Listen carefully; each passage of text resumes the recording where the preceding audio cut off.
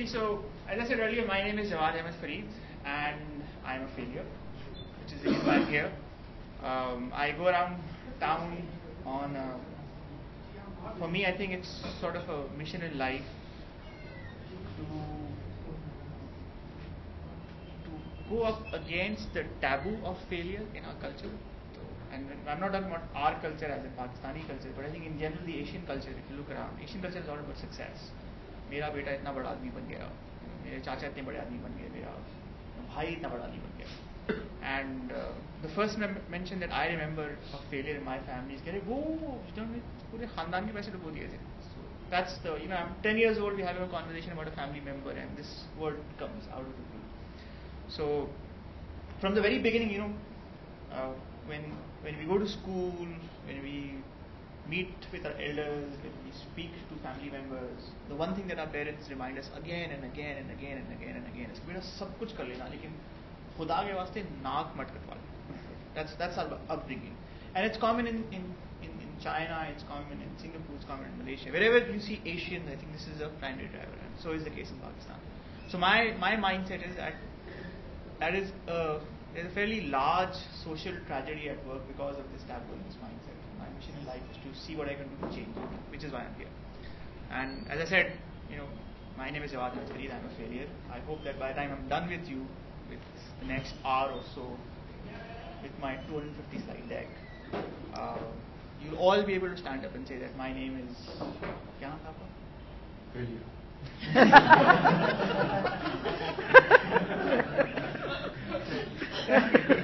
बहुत शुक्रिया. So,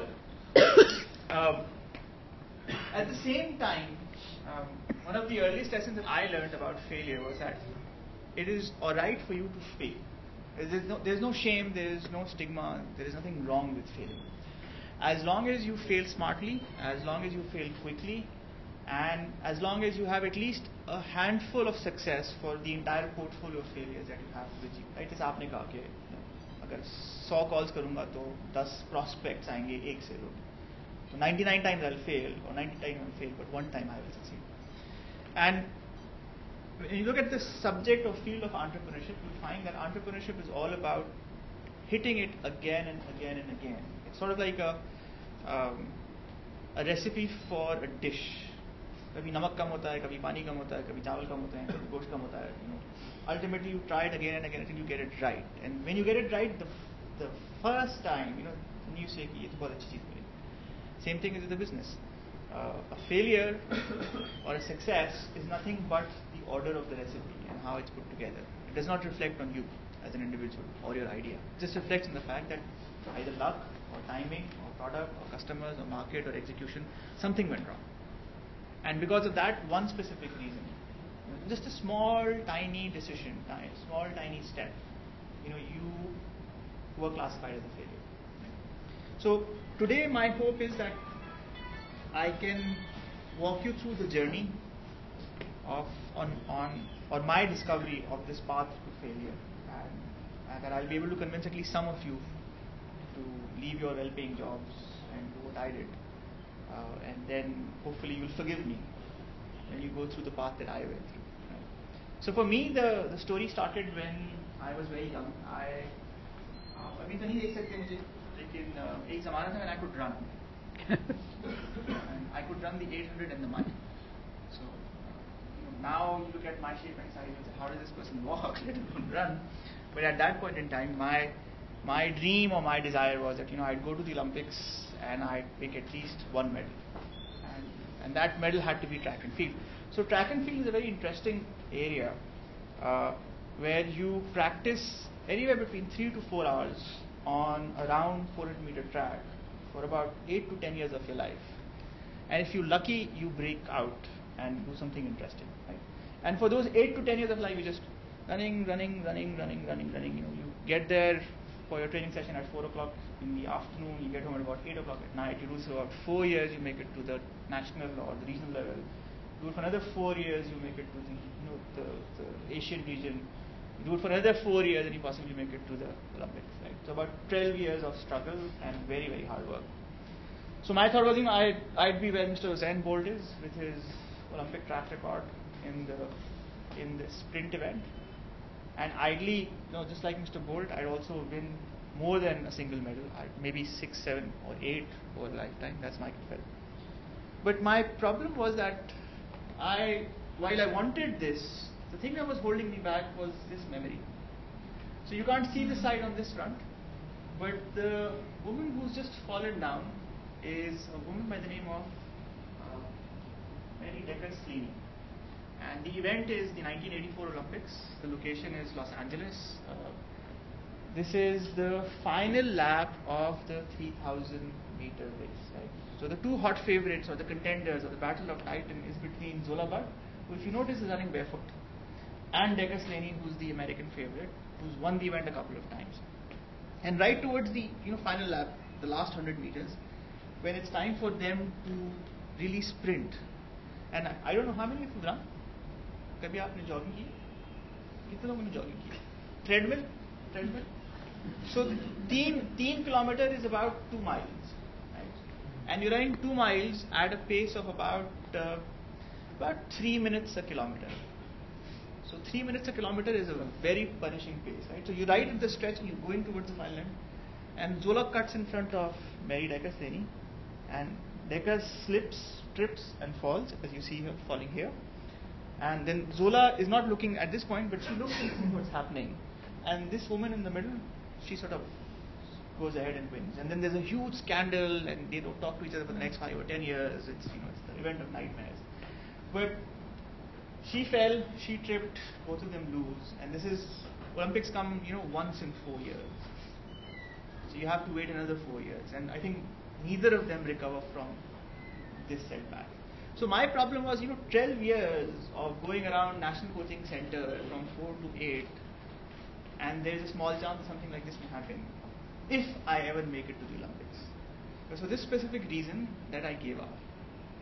My family said, "Beta, tum ye kya kar rahe ho? Engineer bano, doctor bano, computer scientist bano, actuary bano. That's a better profession to be in than going around all over the world half naked, running around and round and round and round." So I walked away from a life of excitement, from the bleeding edge. I walked away from my personal state of nirvana and joined the club. I gave the chance of being different. I gave the chance of possibly, even though I may or may not have been capable of it, but I'll now never find out. Right? I walked away from all to take my rightful place in the corporate trim, which is right at the bottom. It's right there. And why? Why? Did all of this because I didn't want to walk on the path that Decker and Budd had just walked on. And this is, I'm 14, 15, 16 years old. That's how strong the conditioning was. Whatever you do well. Do not fail. Under any conditions, do not fail. If there's even a small risk of failure, walk away from it. So today, I will tell you 2 stories. I will tell you the story of 2 startups that I've been involved with. And I'll tell you about how they helped me discover this whole thing about failure. How to sort of work that, relate that to running a business, or starting a startup, or working with a product, or managing, as you said, a project that's gone wrong. So story number 1, or episode number 1, starts in New York. I'm at Columbia Business School. I'm doing my MBA. I'm in my first year. I've just borrowed an obscene amount of money that I didn't have to go to school. And I figure that I have an interesting idea that has some potential. And the idea is, so this is 1999, March, April 1999, turn of the century. The internet is hot. This is the dot-com boom is at its full swing, at its peak. If you have a business plan on a piece of paper, you can walk away with a check for a couple of $1 million to start your startup and run your business. And I thought, if I could do something along these lines, it would be interesting. So the idea that I followed was online education. Company's name was Avicina. We focused on what you call the analyst and associate training programs for the investment banking world. So if you work for Goldman Sachs, if you work for Merrill or Morgan or Barclays or Lehman, you would come through 3 to 6 months of fairly intense training before they would put you in front of a client. And that training would teach you everything about corporate finance, about investment banking, about the world of money. And while there was a large part of this done live, as we're sitting right next to each other, a smaller part was done online. And our focus was, let's go after that space. It's a large space, it's a very lucrative space, and it's something that could be very easily done. I started this venture by taking the last $10,000 that had been reserved for my tuition, putting that into the stock market, tripling it in 3 months, and then starting a business. And while it worked for me then, these days when I think about what I'd done, I am shocked by my behavior. Nobody in their right mind would take such a risk. You've done 3 semesters, you have your last semester to go, you're enrolled in the semester, your degree at stake, you take the last amount of $10,000 and put it at risk. I think the reason why I did that is because if you were in New York, if you were in business school, if you were an MBA student, if you'd written a business plan, you got in the right response, you carried your own personal reality distortion field around your head. You could not see. You could focus on, this is the idea, this is what everybody else is doing, I can do the same thing. And most people that you spoke to said, you have an idea, you have a business plan. Wow. So everybody was envious. Nobody would say no. Nobody would say, do not do this. Nobody would say, think of your family. Nobody would say, think of your parents at home who sent you here. Nobody would say, you have one chance to find out whether this would work or not. Go give it a shot. So from New York, this is Columbia University's campus. My apologies, I hijacked your session. Okay, so at Columbia, doing this made sense because a large part of our market were business school students. It was business school students who would go join an investment bank and go through this training. So we're thinking it would be a good idea to test it in that market. And we were lucky in that sense that the product or the concept that we chose, we were around people who would end up working with that. Where some of that feedback came from. And this is a good thing. This has not been seen before. If you were to get it right, it would make everybody an enormous amount of money. So from New York, we moved to Southern California. And each step, as I move forward in this slide, you'll see at each step, the reality distortion field got stronger. So Jawwad Ahmed Farid writes a business plan and he thinks, this is great. And if this was not great, everybody would tell you so. And when you go around school and you run the prototype and you run a focus group, the feedback that you get is, wow, this is phenomenal. This is quite interesting. Why don't you give it a shot? So the field grows bigger. And then from there, you show it to a couple of investors and one of them decides to incubate it. And the field is now even bigger. It gets to a point where Deloitte ran a tech angels network in Southern California. And we walk into the partner's office, who's the chair of this angels network.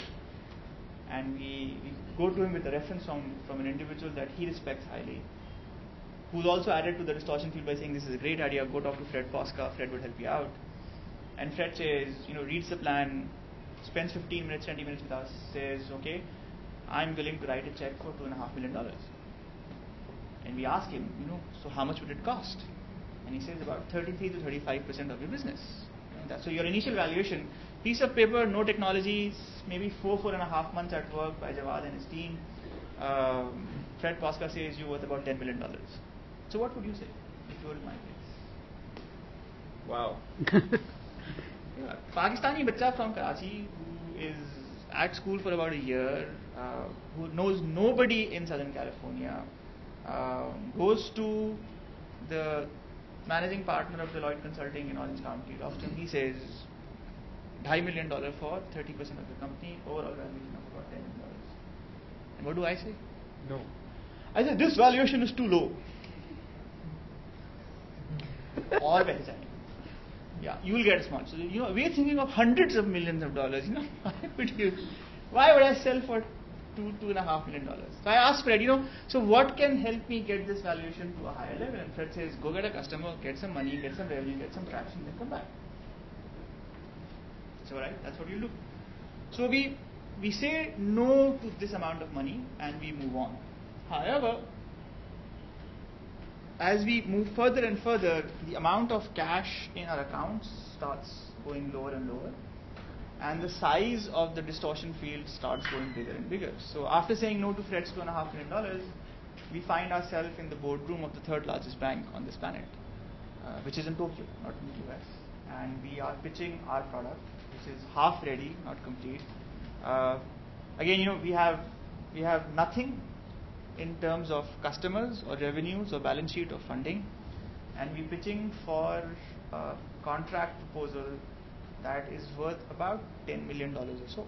So our take is, if we close the third largest bank in the planet, we get this contract for $10 million, we can go back to Fred Posca and tell him that your valuation was too low, can you now give us a bigger check for a smaller slice of this business leading to an overall higher valuation. But that's not to be. So, a sequence of event led to the puncturing of this reality distortion field. And that sequence started here. So, you can't see this, but let me see if I can.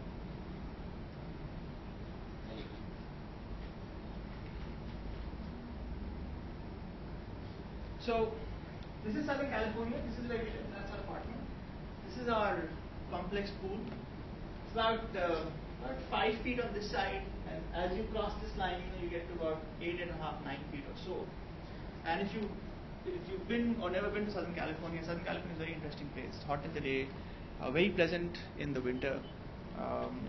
If at night you go out to the pool, it's all misty. It's temperature controlled, which basically means it's warm, so you can still swim in it. So one fine night in February, I actually did one.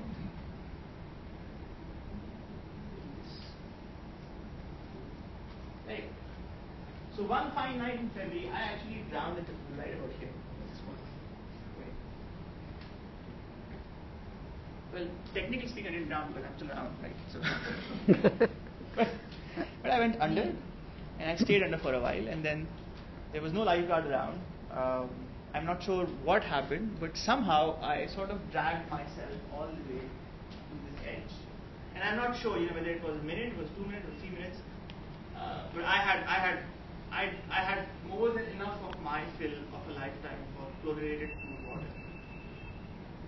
So Jawwad Ahmed Farid comes out, standing at that corner, and the first thought that comes to my mind is that, Jawwad, if you had not come out of this pool, you have a wife and you have a 2-year-old. You have an MBA from Columbia Business School. You're a fellow Startup Failure. You've done 10 years of consulting. You're a FAST graduate, first degree in computer science. And what would you have left Fazia and Amin with? So you would have left them with about $100,000 in school debt, about another $35,000 in credit card debt, about another $15,000 in personal loan that you borrowed to get things to a point where you would finally get the right valuation and the right amount of money. But if you had not made it out of the pool, how would they pay this money off? Or what would they do? How was the health insurance paying? So your child is asthmatic, but you don't have that. You yourself have just drowned, and if you banged your head or broken something, तो तुम किसके पास जाते क्या करते? And that was sort of the first question where I said that, oops, something has gone wrong in my life. Right, from a valuation point of view, from a business point of view, from an excitement point of view, from an envy point of view, from a social standing point of view, I'm doing very, very well. But there is something not right here. So 3 months later, when the boom collapsed and internet sort of went away for a while, and we went back to Fred, and Fred said the world has changed. Even that $2.5 million is no longer available. It was very easy to shut Avicenna down. It was very easy to walk away from another one of my dreams, to say goodbye to California and to say goodbye to Avicenna. Right? So this is venture number one.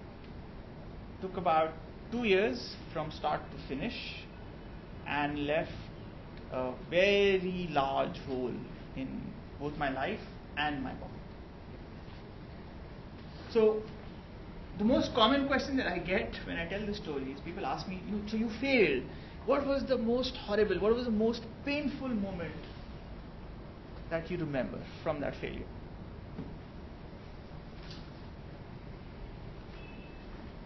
So when you go through heartbreak, तो आपका दिल टूट जाता है, तो आप पहली चीज़ क्या करते हैं? पहली चीज़ क्या करते हैं कि आप जितनी वो तमाम चीज़ें जिन्होंने आपको तकलीफ पहुंचाई होती है, so you sort of put them in a pile, and as you see in the movies, you sort of put them to the light, आग लगाए them.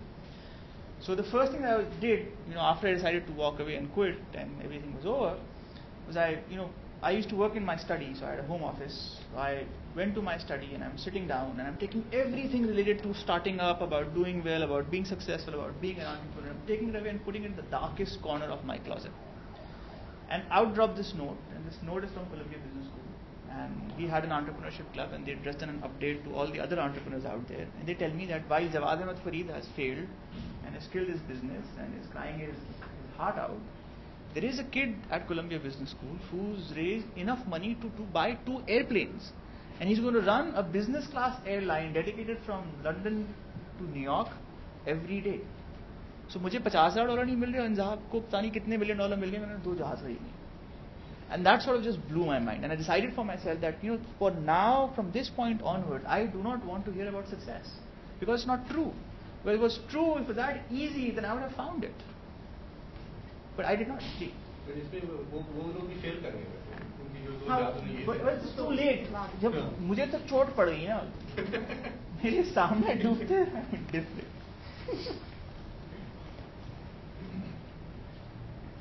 If you go to the business section of any bookstore, and I spent a fair bit of time in those sections, you'd find that they're filled with books on success. They teach you how to do well in life. Right? And this moment was the painful realization for me that everything that I'd read may have been true for the person who wrote the book, but will never be true for me. Okay? And I had to find my own way to figure out, what is it that I had to do to avoid these lessons in the future.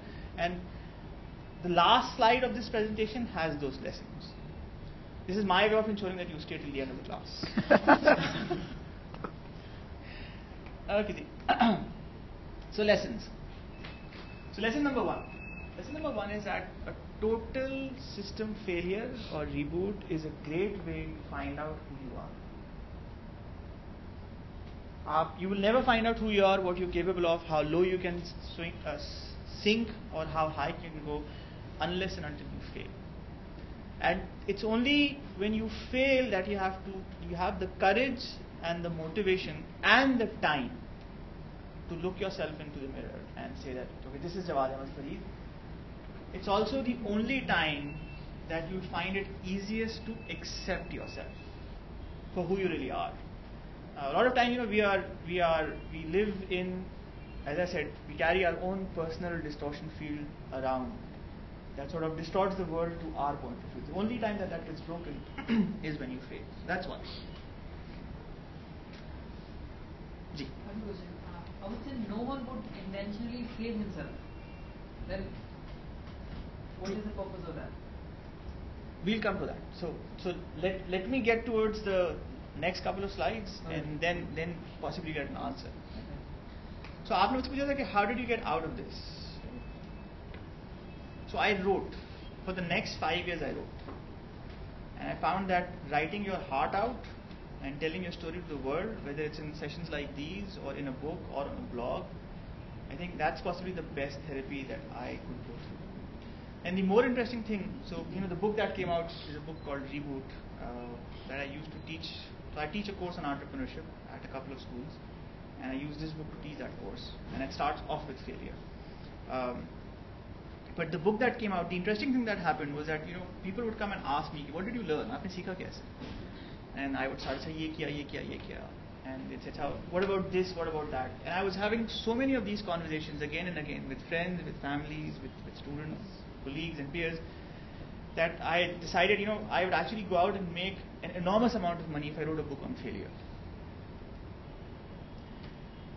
So that's my second failure.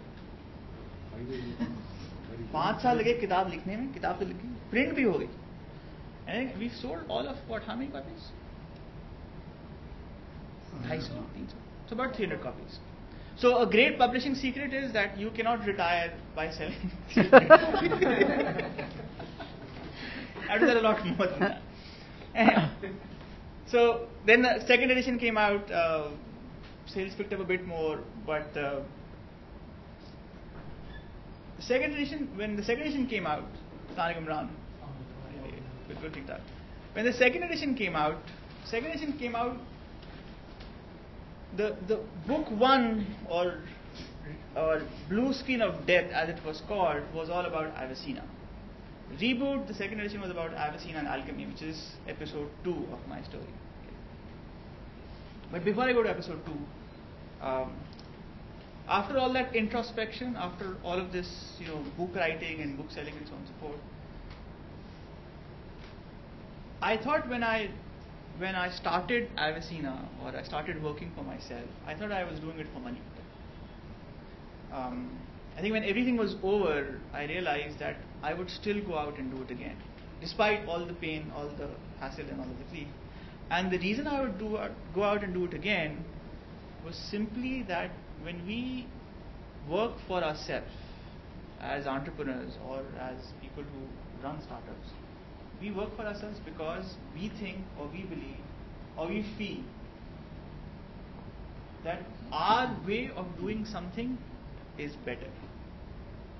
So the way the world does something is possibly not right, or could be improved upon, and the only way that we'll get a chance to prove it to the world is if we were to give it a shot ourselves. Okay? And we want to stand out.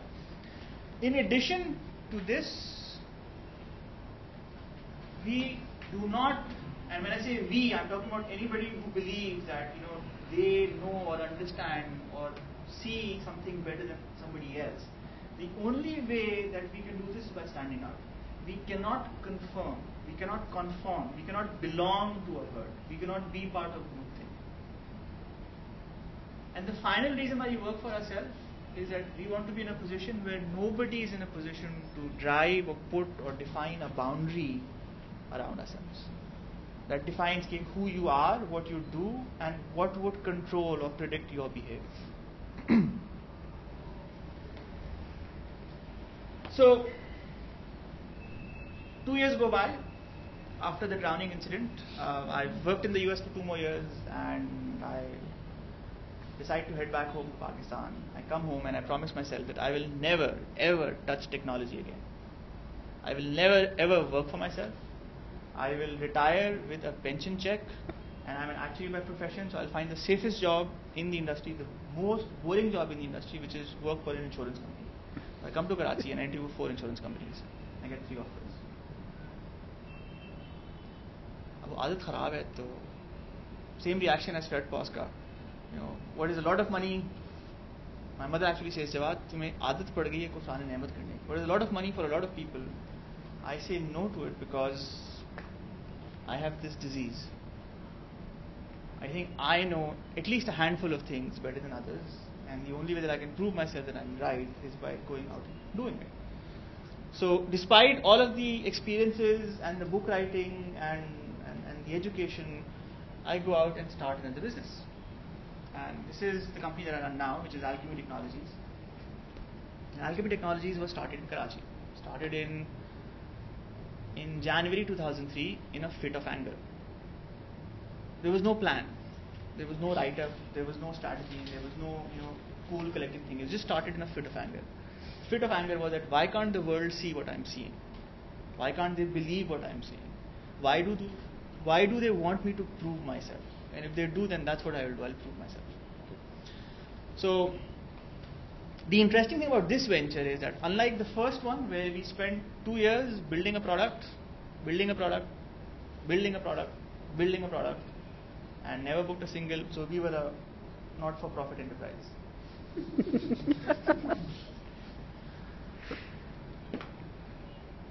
Alchemy surprisingly did well.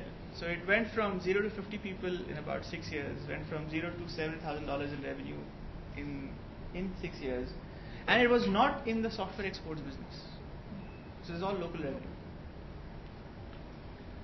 We started with, I think, हर महीने at the end of the month I'd go to my father and say 1,000 रुपए दे दे petrol डालने गाड़ी के अंदर. That's how we ran the first 6 months. Then I'd go to other people when my father ran out of money. आप 1,000 रुपए दे देंगे petrol डालने गाड़ी में. So the first year was like that. उसके बाद things got a little better. That's our first office. So that's our home office. The first home office in Gulshan, all of 200 square foot in space, could barely fit, I think, 4 people, and it's right on top of my father's house. So we went from here to here in about 6 years. So this was 6,000 square foot of space that we happened to chance upon, and that was sort of our proudest possession for a very long time. We went from here, just a couple of people working in a dark room. This is our second office on Shara Faisal, to here in around about the same time frame. I had more hair then. Okay. And we did it by doing one thing very, very well.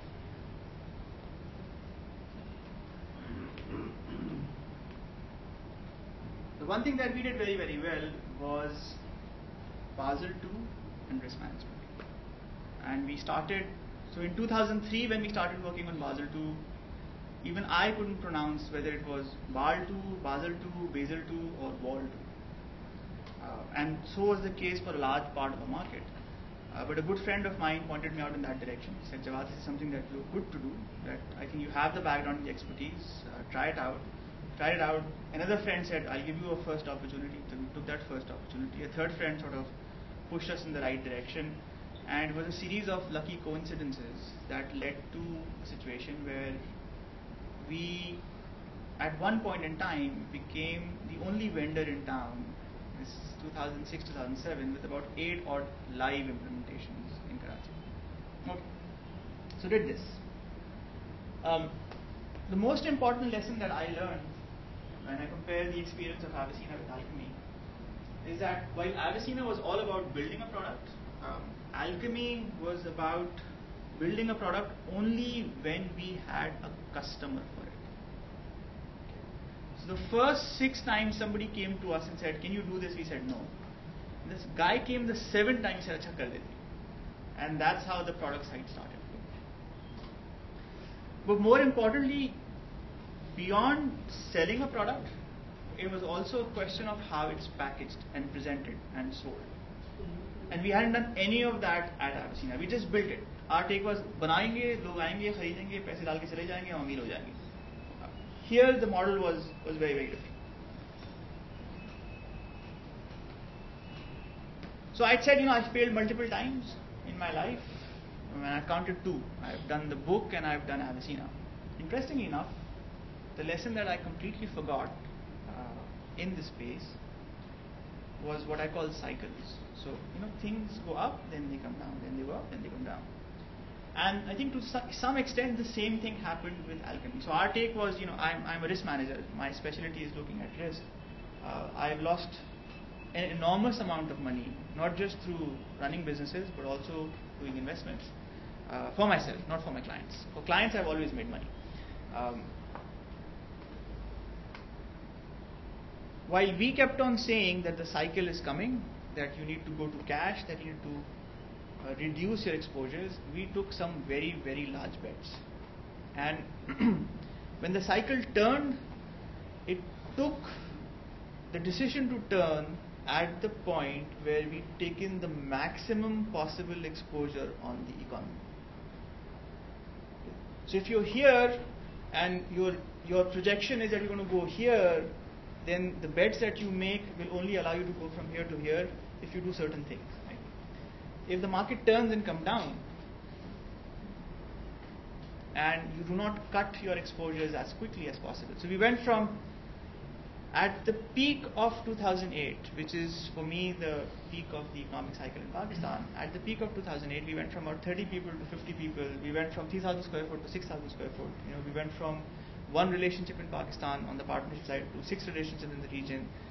We created a marketing team and a marketing network in 3 markets: Pakistan, in Dubai, and in Thailand.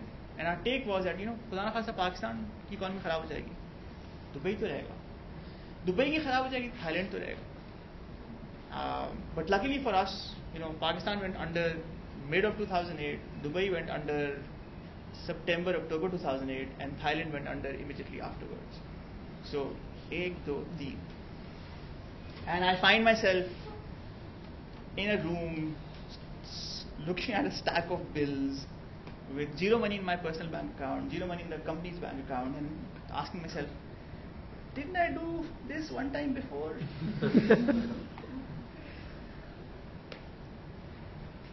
Alright, so lessons.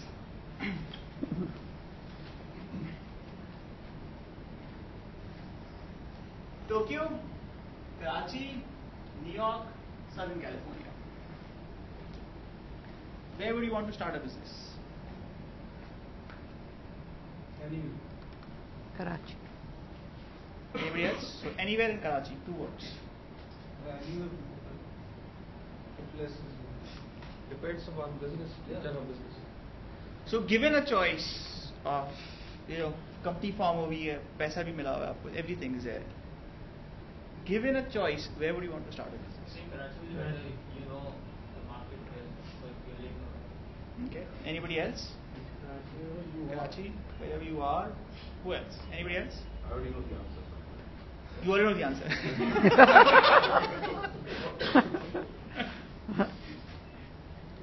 So one of the reasons why Alchemy was successful was not because I was smarter or brighter or intelligent or I had more money.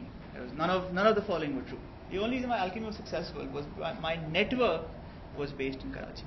People I grew up with, people I went to school with were based in Karachi. I did my first 5 years with an accounting firm, so all the accountants that were accounting students were desperate, hungry, broke accounting students who are now qualified chartered accountants who were running in very, very senior positions. So they were there. Went to school to FAST ICS. All the geeks who were thin and smart and sharp and bright in 1989 who were all of this. By the time you hit 2003, were fat, bald, and rich, except for myself and Ansar, right? Also, this is specific to a specific case. I think this is not the methodology. So many multinationals are working. No. हम बात करें to starting a business as an individual. So many multinationals starting first time business. So a multinational is not a startup. A multinational has a lot of other factors. Startup in the new segment, new area. We'll talk. हम बात करते हैं. We'll come back to this. Hold that question. We'll come back to this.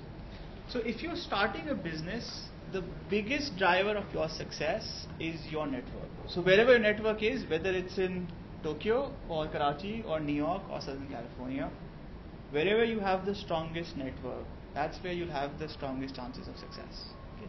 And I've done a couple of other things on the side after Avicine and Alchemy, and I found that this is one of the most important drivers.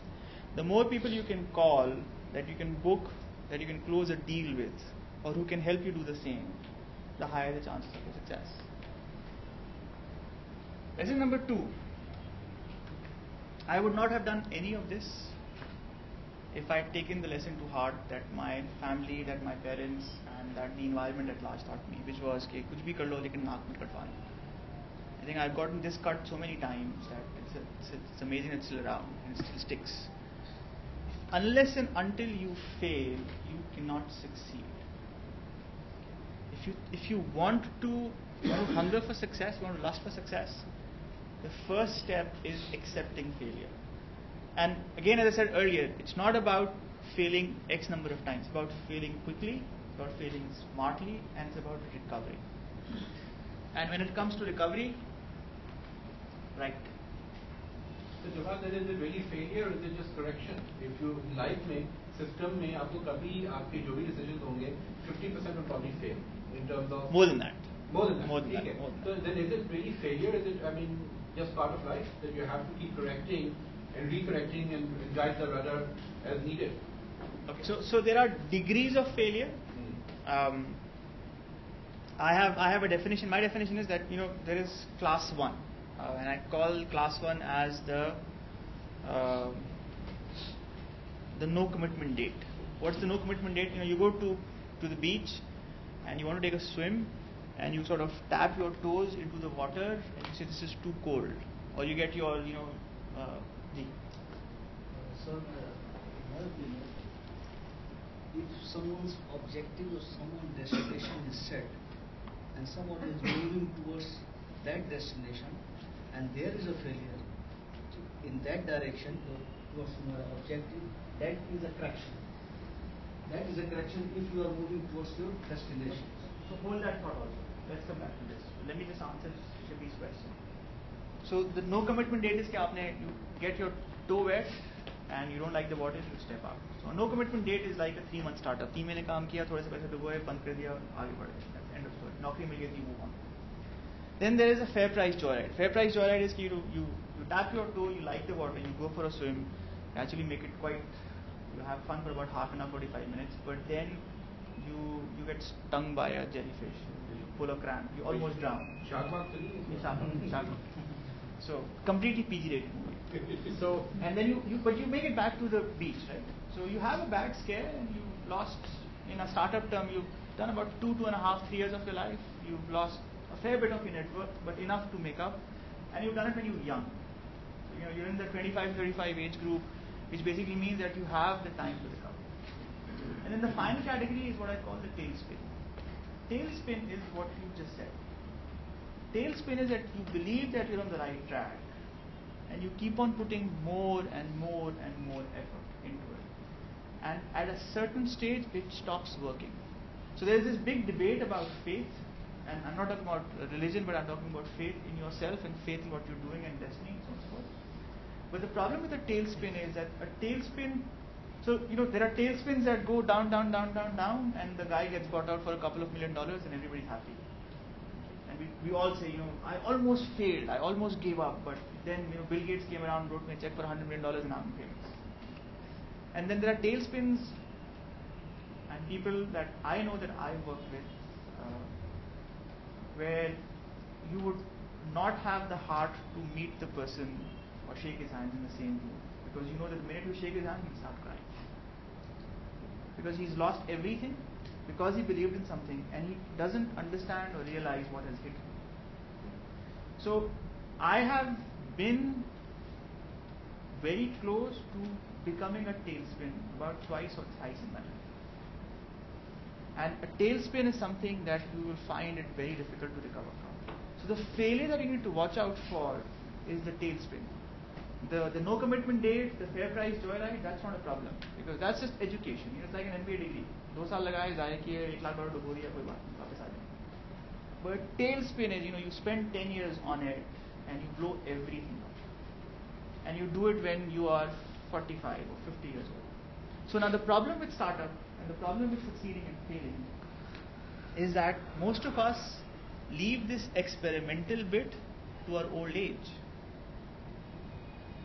You keep on telling yourself, okay, I will do this the next 2 years or the next 5 years, or if I have $100,000 in the bank account, or till my children are out of school. The more no commitment date, the more type 1 and type 2s, the first two, the more type 1s and type 2s you've had under your belt, the lesser the probability of you hitting a type 3. Okay? And a type 3 in most cases is fatal. So the idea is, if you want to be an entrepreneur, if you want to start up something, you need to get your vaccine shots, your type 1s and type 2s, and as many of them as possible. Now the tragedy is that given the time it takes to incubate an idea, get it going, test its commercial viability, and actually make money or not make money and shut it down, is about 5 to 10 years. Which basically means that if you start at the age of 20 and your upper limit is about 60, you get 4 shots or 4 tosses of the coin. If the average time is 5 to 10 years. If you shut it down 3 months, you can get a lot more shots. If you shut it down every year, so you do a year, then recover, then do a year, recover, then do a year, recover. By the time you get to your fourth, your fifth, you still have time to recover. So the key element in recovery, जो आपने सवाल पूछा था, ठीक है, key element in recovery is कि आपने पहले कितने डुबोए, not money but frequency. What have you learned from it, and how much time do you have to recover from a failure? And you have to quit by the time you hit maybe 45 or 50, because then your risk tolerance is very different. Either you put away enough to take a really big risk and you want to risk it with a small amount of your capital, but the last thing you want to do is take early retirement from your cushy job, take the entire amount of pension, gratuity and provident fund and risk it on a venture the very first time. Well, wouldn't the type of person, we saw it was a horse and a donkey, I think, Sufed Ghoda, it was an Arab stallion, it was not a donkey. Within boundaries. But the question I have there is, I read a book on mistakes, and they said that there are people who got genes, 1 in 4 people, who like taking risks, and they are high risk, high reward. They will take risks on the ski slope, they take risks with their companies. So if this is a personality type that's willing to, because the road you're going down is high risk in terms of statistics. So that person, if he's that way inclined, won't he always all his life be that way? And those people who've done the whole work for a company, insurance company through 50, most of them, won't they continue down that path because they genetically built that way? Okay, so I'll tell you. I think the reason why I've done all of this is not because I'm a risk taker. I'm not a type A personality at all. I drive in the middle of the road. I drive a Civic, and I drive it always depending on अगर आप RPM देखें तो अगर आप मेरा RPM का track record देखें तो it's going to be between 1 and 2. There are very few instances that you see a 3 or a 4 on my RPM, right? And I've taken safe jobs, I've taken safe decisions. You're a finance guy for heaven's sake, I guess. Come here, simple. I'm an actuary for heaven's sake. It means I've done stats and probability for all of my life. I study morbidity and death for a pastime. So that's safe, by the way. Good money in there also. But the reason why I did what I did was because I felt that there was a better way, and the only way to prove the world wrong was to go out and do it. So you're right. There are entrepreneurs who do it because they like risks, and then entrepreneurs who do it because they want to prove the world wrong. So this provides you the basis to think that that could be the another better way. That is a failure of excellence. If you look at so I have a list, as I said, I have a list of lessons. Why did we fail? That list is on the last page. I'll actually go through the list of reasons why we actually fail, if we have time. Right? But why I'm saying, because in your initial slides, first you mentioned your failure as an project. Yeah. So that's the basis of your success. Okay. You cannot avoid it. Actually, there are so many twists to this story that if we have time, we'll actually it's not exactly like an Indian movie. It's more like a Tamil movie. What about the Mahori movies? No, we'll talk about that on a different occasion. So now coming back.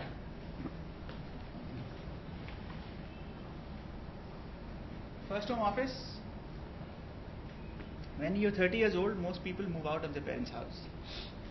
We moved back in. Most people move out of the parents' house and have a family. We actually moved back with our child, and then had 2 more. So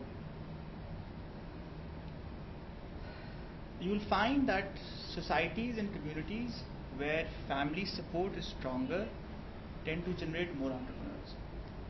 So even though हम कहते हैं कि पाकिस्तान में culture नहीं, if you look at specific communities in Pakistan, you'll find, and especially entrepreneurial communities in Pakistan, you'll find that the family bond is very strong. And without the full support of your family, there's one of the points in my list of reason of failures is expectation management. Okay, so that's I'll give that away.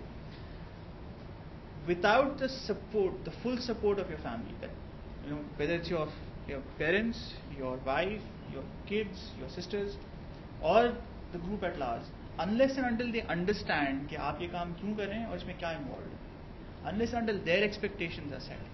Every time I've decided to quit, and every time I decided to walk away from a venture and shut it down, has been because I felt I was no longer being fair to my family. As long as I felt that I was giving them a fair ride, it was alright. But the minute I felt कि मैं उनके साथ ज़्यादती कर रहा हूँ, I had to step back. And the same thing works here, is that if you set both your personal expectation and their expectation, you have their support and they have your support, it will work. But if you don't have this, if you're not lucky enough to have that support with you, then this is something that you should actually think very, very carefully about. Okay. Cycles. Do not forget the impact of cycles, that things go up and come down, which basically means that put away money, as much of it as possible, when you are at the peak, so that you'll actually have a reserve when you come down. So that's the list. If I were to now go through all the things that I've done that have led to me failing as a business, here's the list. How much time do we have? We got another 15 minutes. And that's including Q&A or excluding Q&A? It's including Q&A. 20 हो सकता है, but 20 minutes of Q&A. I'll just quickly go through this list. It's very contentious, right? Very contentious, very counterintuitive. And there is an enormous number of books, research papers, research that I read when I wrote Avicina, when I wrote Reboot, the book. And the reason why I wrote it was I wanted to find out why I had failed. And if I had failed, had others failed for the same reasons or not. So the biggest reason that I found, most common that I found, was that at least in the technology industry, we fail because we focus too much on the technology side. We fail because we think that if I build something with the right platform, with the right architecture, with the right tool, and we ignore the business side completely, we're in trouble. The reason why Alchemy was a success was we didn't care what we built it into. The reason why Avicina was a failure was because we said, we'll do XML, we'll do JSP pages, and we'll do Java, and we'll walk away from ASP.NET. Now, I'm not a Microsoft fan or a Microsoft supporter. What I'm saying is at that point in time, a Microsoft-based solution in 1999 would have possibly come out to the market faster, allowed us to put a solution in front of a customer much earlier, possibly allowed us to book revenue before the market tanked. The $10 million sale, we put everything on it. That pitch in Tokyo, while it thought us a great deal, it did not close in time for us to survive. The reason why Alchemy was a success in the beginning was that our average ticket size for a product sale was under $1,000, and we did a lot of those. So, chota customer who pays on time is much better than a customer who will take 2 years to close and cost you an enormous amount in time, patience, and support. Product perfection. This is a very decent product. It's a projector, projection, presentation pointer, right? So it has a laser. It has this nice queue. This is not as nice as some of the ones that I had earlier, but it's quite decent, right? But it took at least 10 to 15 generations for this product to get evolved, to come to its current stage. If you look at the first generation presentation pointers, you go and scream in horror. So our problem as product managers, as product developers, is that we want to complete something, we want to polish it, we want to perfect it before we present to a customer. If you're not ashamed of showing the first version or the version of your product to your immediate family members, to your team members, and to a client, if you're not ashamed, you've left it too late. You should actually show it to the people who matter before it's at a point in time where you actually be proud or you find it acceptable. So the most difficult lesson that we learned with Alchemy, that we did not learn with Avicina, was that we kept on building the product without talking to customers. Now, Alchemy has a very funny sense of humor. So, he tends to play very interesting tricks and jokes on you. Sometimes you're in the right market, but you have the wrong mix. So you have to keep on. So if you fail the first time, if it's not working out the first time, you have to keep on playing, changing the recipe till you get it right. Now that's a function of how much capital you have, or how much capital you've raised, which is a function of how you set your investors, your partners, your employees, and your customers' expectations, which is directly correlated to this debate about faith, commitment, and the inability to fail, which is possibly another 3-hour lecture with 250 slides for another day. And finally, there is this myth about the fact that if you're a startup, if you're a new business, you need leadership. That's what it is. It's a myth. अगर आपके पास 4 लोग काम करें तो you don't need leaders.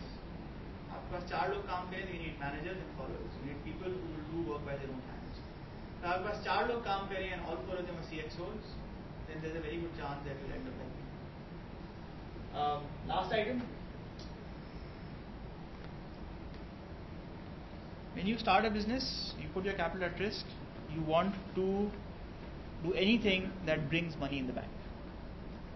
So अगर आप मुझसे आज कहें कि जी आप किताब लिखें, मैं किताब लिख दूंगा. आप कहें कि जी स्पेक लिखने स्पेक लिख दूंगा. आप कहें कि क्लास आके पढ़ा दें, क्लास आके पढ़ा दूंगा. आप कहें सॉफ्टवेयर लिखने सॉफ्टवेयर लिख दूंगा. आप कहें कि जी ट्रेनिंग करा दें, ट्रेनिंग करा दूंगा. The problem with this approach is that you need to find out whether what you're doing is going to fly. The only way that you can find out if it's going to fly is if a customer writes you a check. The only way the customer will write you a check if you get a product out to him as early, as quickly as possible. So ये तमाम चीजें are driven by your focus on that specific idea. And if it's not working, you shut it down and move away. But if you do this diversification bit, which basically means that I'm going to keep on trying till I get it right, and I'll do everything in my power to make sure that I have money to get this done, you will leave it too late. Either the market will move, you will move, the customer will move, or the product definition will move. So जो भी करना है जल्दी करें, फटाफट करें, and just find out if it's going to work, fly or not, and then move on. If you get validation for your concept, so now what I do when I come to or look at any idea, when I teach the entrepreneurship subject, I have a very simple test. My simple test is, will you in 3 months time get to a point where you'll either have a customer who'll write a check, you'll have a customer who's interested, a customer who will work with your product, or a customer who's saying that in the next 3 months, if you do a better version, he'll be in these 3 categories. If I can be in those 3 months, if I can be at that specific point in time in 3 months' time, I'll take it, I'll give it a shot. At the end of 3 months, I'll reevaluate again and find out whether I have the capital to survive in 3 months or not, and then move on. So if I get to a point where I've done 3 such milestones, I've lived for about 9 months, and I have no revenues, I have no customer, I have no feedback, I have no validation, and I have no hope on getting to any of these points within the next 3 to 6 months, I'll shut it down. So the type of product you get into versus something like Microsoft, उनका Vista देखें या जो जहाँ पर वो roll out करते हैं, they have the cash to handle these big opportunities जहाँ पर failure भी हो सकता है. As a startup, then the sort of markets and niches that you go after will have to be very different. It's also a function of how much capital do you have.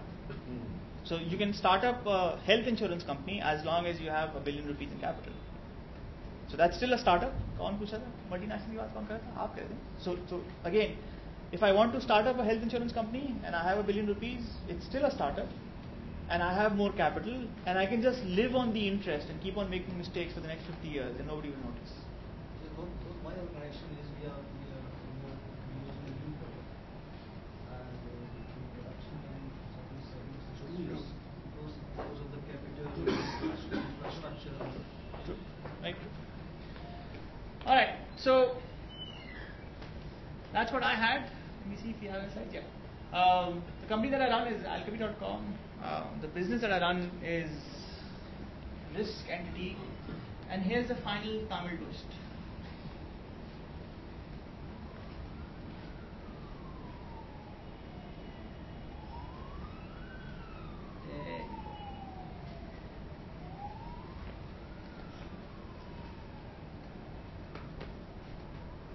Um,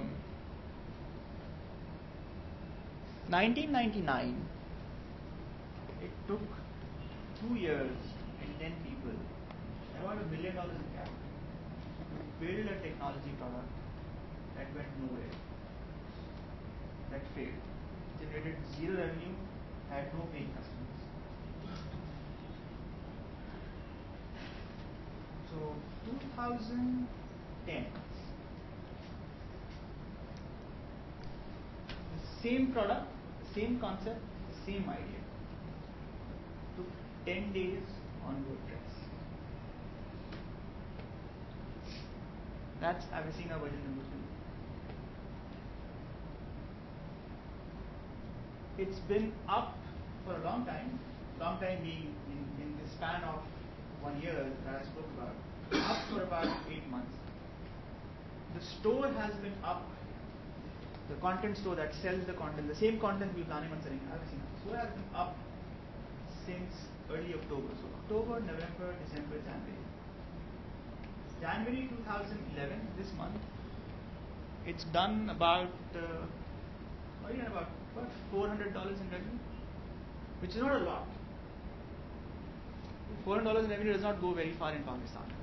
But the fact that it took 10 minutes in WordPress, about 8 months ago, it's taken some more time after that, but restricted time, and the fact it's consistently generating revenue month on month. And it's a 12-year-old idea. An idea has been described in a book that has been out for the last 8 years. That I've taught, I think, about 10 separate classes of MBA and global MBA students in Dubai and Singapore. So what is the lesson? The first lesson is nothing ever goes to waste. Even if you fail, even if you die trying, even if you drink a lot of chlorinated cool water, even then nothing ever goes to waste. Lesson number 1. Lesson number 2 is always possible to make a little bit of money with a small thing. And it doesn't take as much effort as you thought it was possible. And this is all stuff that was done between 11 o'clock at night when my family went to sleep and 4 a.m. in the morning before they woke up. So I run a business by my side, and this is a pet project that has now taken a life of its own. And why? And you don't sleep very much, right? Yes. But why do I do this to myself? Is mainly because I think there is a better way of doing things, and the only way to prove the world wrong is to do it myself. So that's all I have. So now questions.